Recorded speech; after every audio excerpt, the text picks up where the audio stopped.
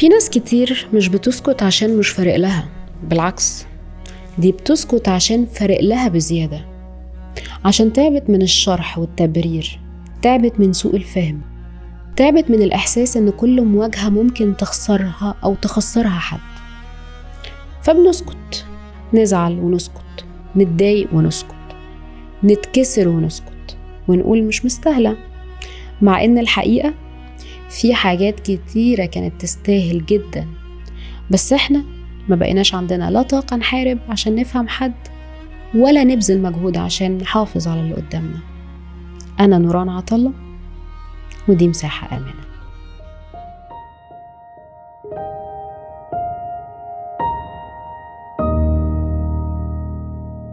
هو احنا ليه بقينا نخاف من المواجهة؟ هل عشان المواجهة مرعبة فعلا؟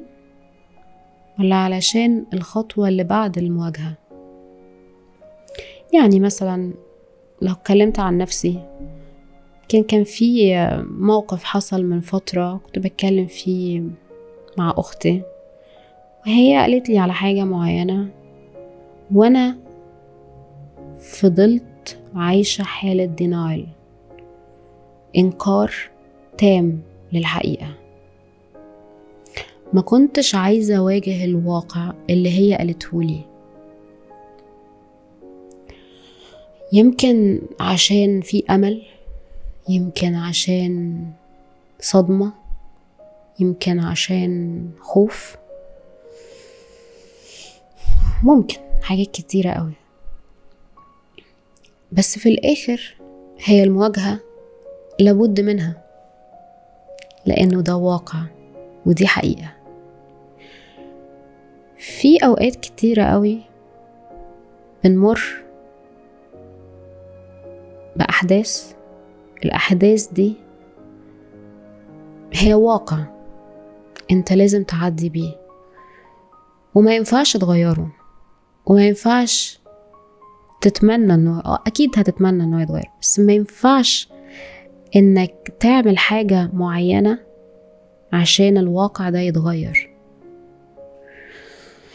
يمكن هنا بنرجع لنقطة المواجهة خوف. في مواقف كتيرة مؤلمة في حياتنا، أشخاص مهمة قوي في حياتنا بنفقدها، بنخسرها، بنخسر حاجات غالية علينا، وانت عارف ان ده هيحصل، بس انت مش عارف تعمل ايه، مفيش بإيدك حاجة تعملها. هو الصح ان احنا نعيش حالة انكار، ولا الصح ان احنا نتعايش مع الواقع، ولا الصح ان احنا نواجهه ونتقبله ونيجي على نفسنا؟ انا معرفش، يمكن انا بعمل الفيديو ده وبفضفض معاكم بصوت عالي ومش متحضر ومش عارفة انا بقول ايه. يمكن انا ممكن استنى منكم كومنتات فضفضة منكم انتوا كمان، تقولولي كل واحد عدى بموقف صعب في حياته، وكان في واقع أليم بيسمعه بودنه مش قادر يغيره، وفي نفس الوقت خايف يواجهه. عمل ايه؟ اتصرف ازاي؟ وحس بايه بعدها؟ وحس بايه وقتها؟ يمكن الفترة اللي فاتت دي احنا كنا موقفين تصوير سيف سبيس لظروف شخصية عندي،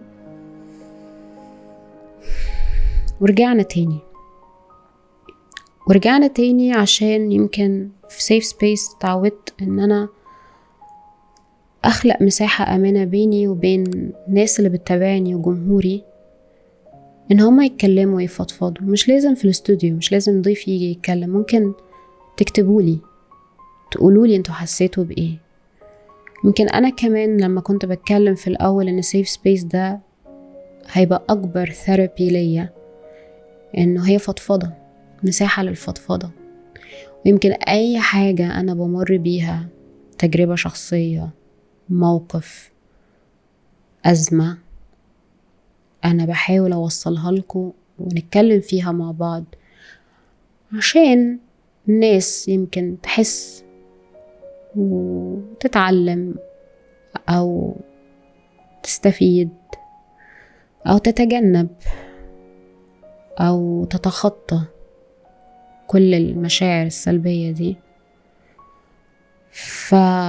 فصدقوني أنا مش عارفة أقول لكم إذا كانت المواجهة دي مهمة ولا لأ، بس اللي أنا أكده لكم هنا في الفيديو ده إنه في حاجات في حياتنا إحنا لازم نواجهها ولازم نتعايش معاها، لازم نتأقلم مع الواقع، لأن أنت مش فيش بإيدك حاجة تعملها ولا هتقدر تغيرها ولا هتقدر تغير الواقع. لكن اللي أنا عشته واللي أنا أقدر أقوله إنه أنت تتعايش معاه، تتعايش مع الواقع، تتعايش مع الصدمة اللي أنت مريت بيها. في حاجة محتاجة أن أنا أقولها أو أوضحها، هي إنه تراكمات في حياتنا بتبدأ بأزمات وبترومات صغيرة تبدأ تتكون في حياتك لحد ما تكبر، وانت مأجلها أو راكنها على جنب وعامل لها حالة إنكار، بتقول أنا كويس وهعدي. التراكمات دي من كتر ما بتتكون في حياة الشخص، سواء حياتي أو حياة أي حد بيسمعني، هي مع الوقت بتبدأ تعمل انفصال عن الشخص والواقع اللي هو عايش فيه. بيبدأ ينفصل تدريجيا عن الحياة، عن الحقيقة، عن الواقع اللي هو عايش فيه. فللأسف الوظائف أو الحياة اليومية اللي مفروض أو مطلوب منه إن هو يعملها هي مش بتتعمل كلها ومش بتتعمل صح، ولو اتعملت بتتعمل ناقصة. لكن هي مسألة معقدة شوية، ولكن التراكمات دي بتعمل أزمة في حياة كل واحد ما بيحاولش إنه يعالجها مع الوقت أو ينظف أول بأول التراكمات دي. زي بالظبط لما بيبقى عندك في البيت مثلا كراكيب، تفضل حاجات قديمة تركنها، حاجات قديمة تركنها، وهكذا وهكذا وهكذا، متتخلصش منها. اللي بيحصل البيت هيقفل من كتر الكركبة، مش تعرف تلاقي حتة تقعد فيها. هي نفس الكلام. التراكمات دي لما بتبدأ تتكون جوه مخك وجوه قلبك، مبقاش في مكان ان انت تعيش حياة صحية، حياة إيجابية.